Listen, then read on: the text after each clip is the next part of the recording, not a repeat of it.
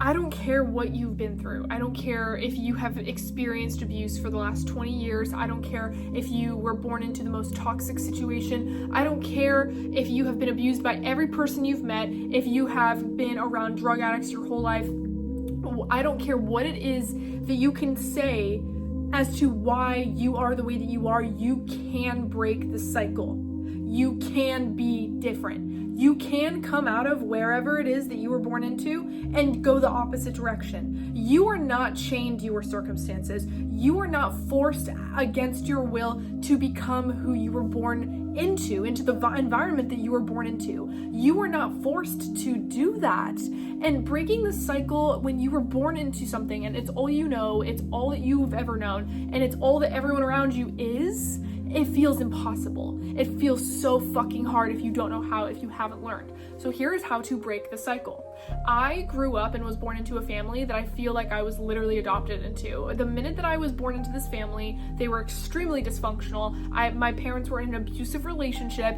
Everyone was crazy as fuck and everyone was on drugs. And I literally, the minute that I gained consciousness, I was asking myself, why did I choose to reincarnate with these people? I knew that I was going to be nothing like them. I knew that I was going to break the cycle, that I did not want anything associated with their lifestyle, that I did not like violence, that I'm not a violent person, that I did not want to be in this. And I knew that I was going to eventually create a life for myself that was going to be in the complete opposite direction, that I was not going to just become my environment. I truly believe that there are two types of people on this earth. The first is the people who just are sponges and they just kind of become their environment because they haven't learned how to create who they want to be outside of what they already are, which is a completely understandable thing. It's so hard. And those people are not like worse or different or anything. I'm not saying that whatsoever. But then there are the other kind of people who are dedicated to be who they are no matter what they were born into. And that could also be the people who are born into the suburbs and are dedicated to being awful people. The people who, you know, they just make up any excuse to just be awful or to be evil or to be, you know, doing whatever it is that they want to do. Like, there are people who are born into this earth that are just dedicated to being who they are no matter what their environment says.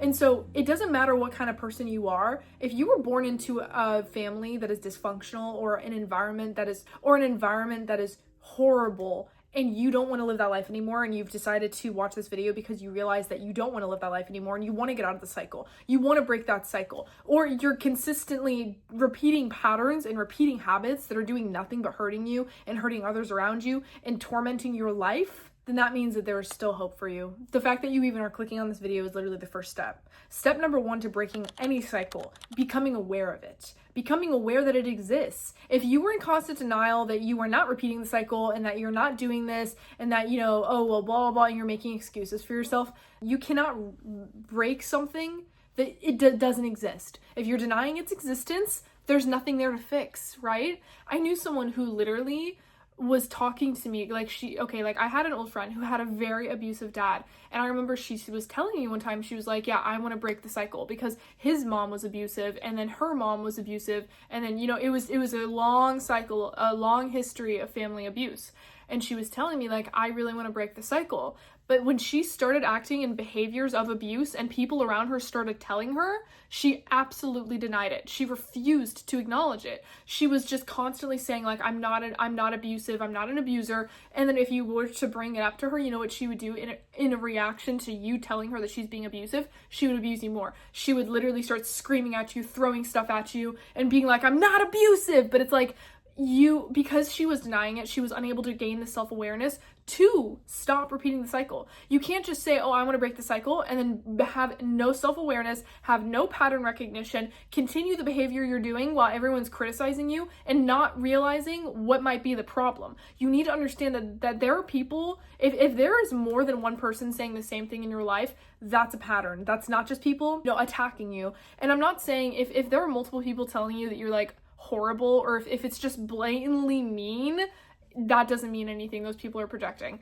But I'm talking about the people who are telling you that there's a problem with your behavior and you are denying it. Like, you need to have that self-awareness to be able to have that reality check and not let it affect your self-worth. I think the biggest reason why people deny things where it's like maybe hurtful is because their ego is so damaged that they cannot take any more criticism, or it will literally end them. Their ego defends them against the criticism and blinds them to the criticism in order to protect them, because if they took any more criticism, their self-worth would be so damaged they don't think that they can recover. You need to be able to be aware that, like, okay, I have been repeating the cycle of abuse. I have been repeating, the trauma or the cycle of drugs. Like, I have been continuing on this cycle, and it doesn't make me any less worthy of a human being, and it doesn't mean that I'm doomed, and it doesn't mean that I can't be saved or that I can't stop now and continue on and be better. Like, it doesn't mean anything about you as a person.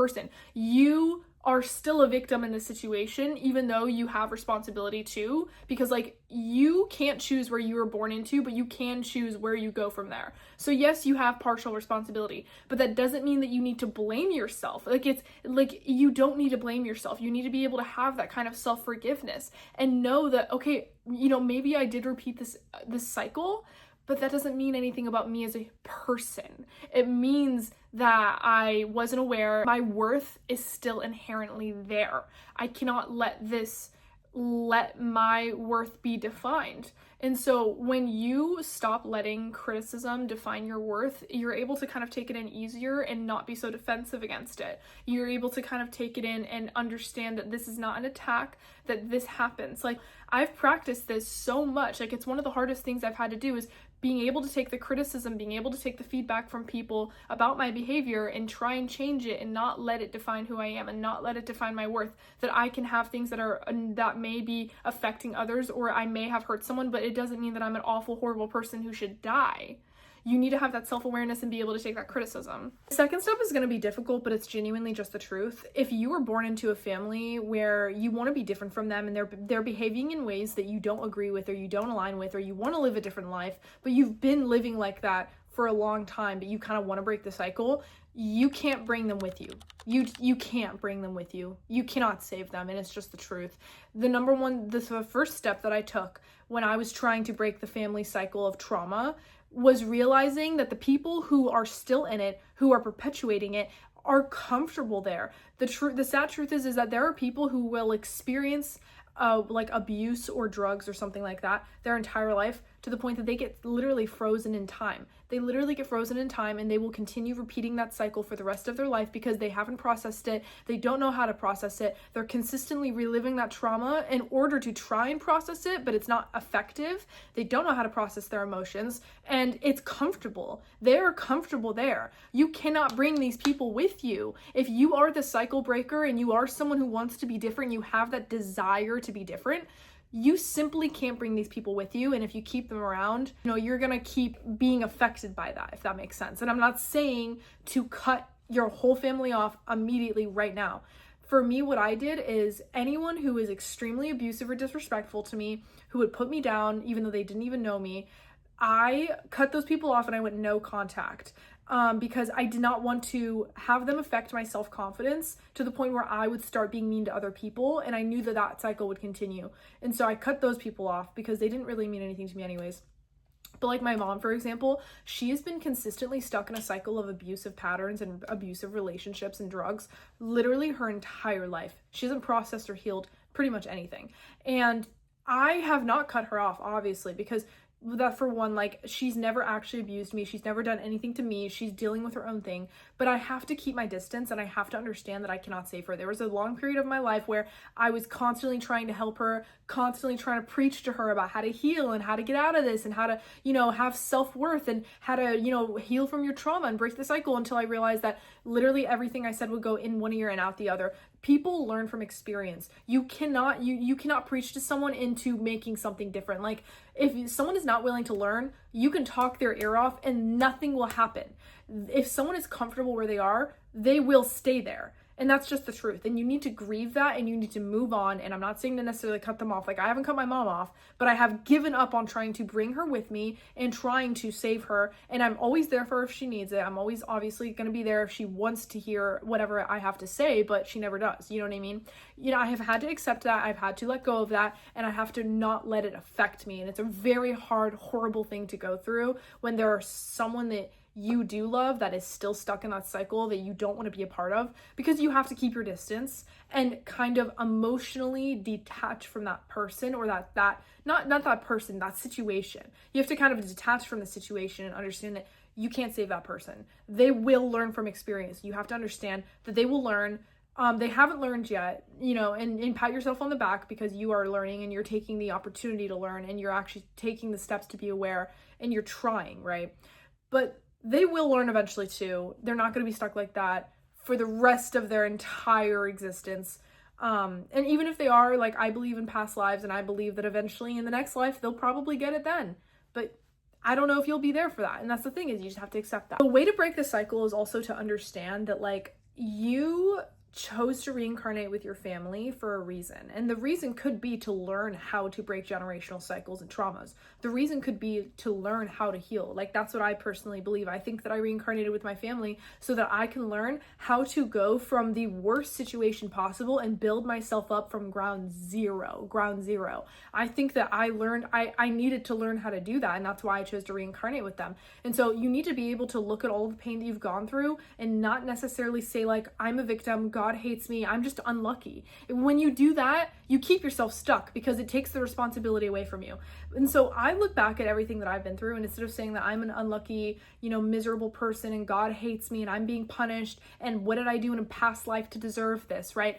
I look at that and I see what an amazing opportunity I got to be able to learn how to heal from all the trauma. What an amazing opportunity that I got to learn how to break family cycles so that I could teach other people. You need to be able to take something from it so that you can see the purpose in it and leave it behind instead of carrying it with you and making it your identity, because it's not your identity. You are not anything that those people said that you were. You need to also understand a concept called learned helplessness. So learned helplessness happens very commonly with people who have drug addict parents, or they grew up in abusive relationships, or they grew up with abusive situations, or they were in a situation basically when you were a kid that you could not get out of, whether it be neglect or abuse or anything. If you were in a situation where you made multiple attempts to get out of it and nothing worked, what ends up happening is a psychological phenomenon called learned helplessness. And so what this is they did a case study on these dogs. I think it was way back then before the ethics board existed, because this is very unethical, where they locked these dogs in a cage and they basically zapped them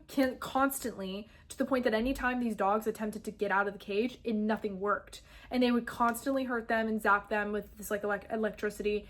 And no matter what these dogs did, they literally could not get out of the cage.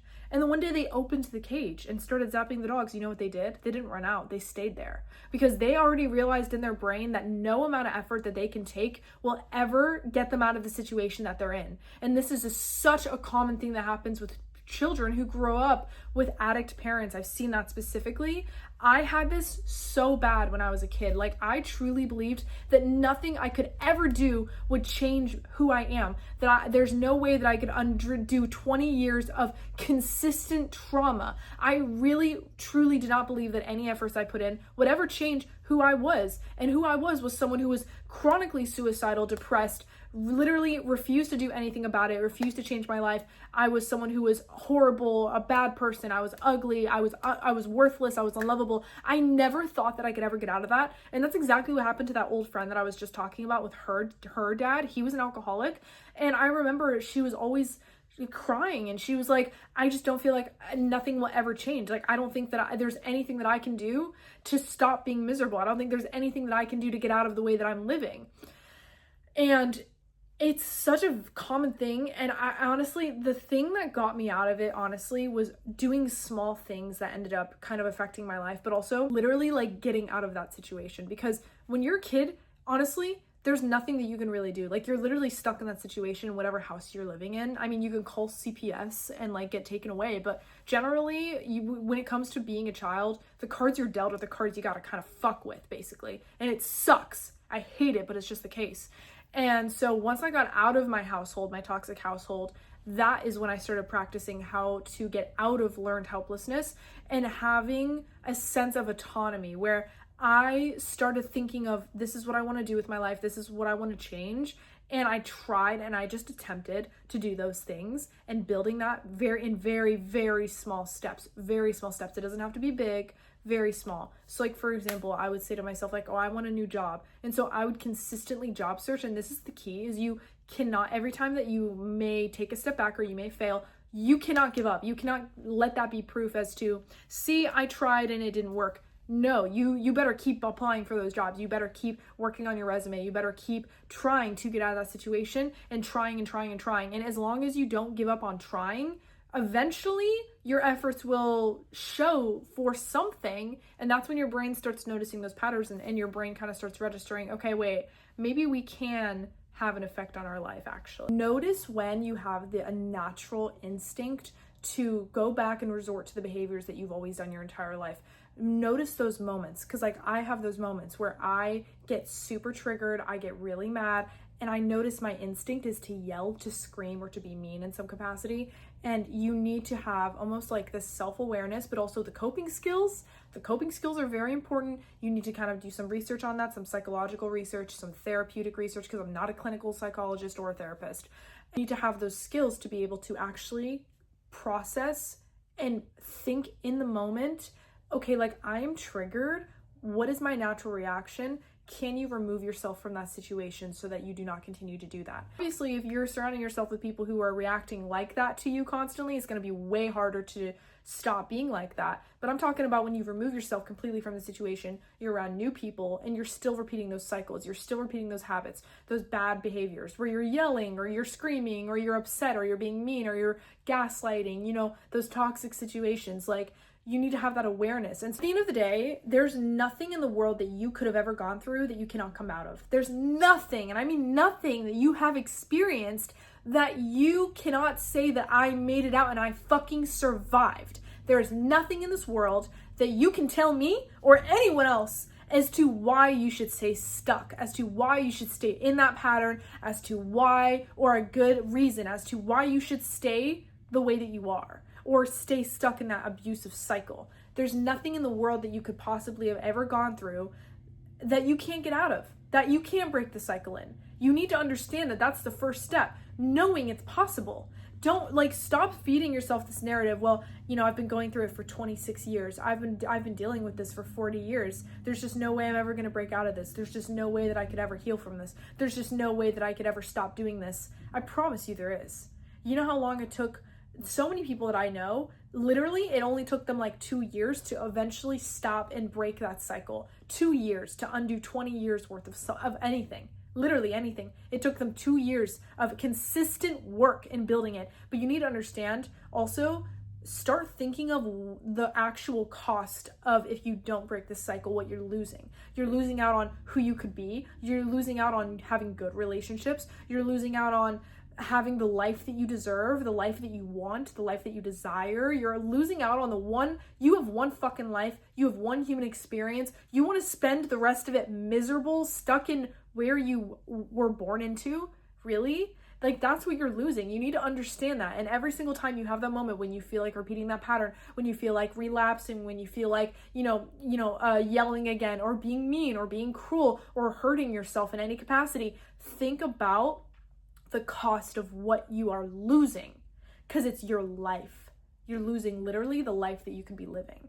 A beautiful life, by the way, because I'm on the other end of it now. I have broken the cycle. I've made it out. I'm literally living my dream life right now. I am my own personal success story, because I was born into such abuse. All the odds were against me. Everything was against me. My parents literally had me with a nickel and dime in their pocket, and the love to fight. They loved to fucking beat each other up, literally. And they were like, you know what? Let's have some kids. We're broke as fuck and we hit each other all the time. Let's have some kids. That's what I was literally born into. And now I'm literally living my dream life. And so I promise you, there's nothing that you've been through that you can't get out of.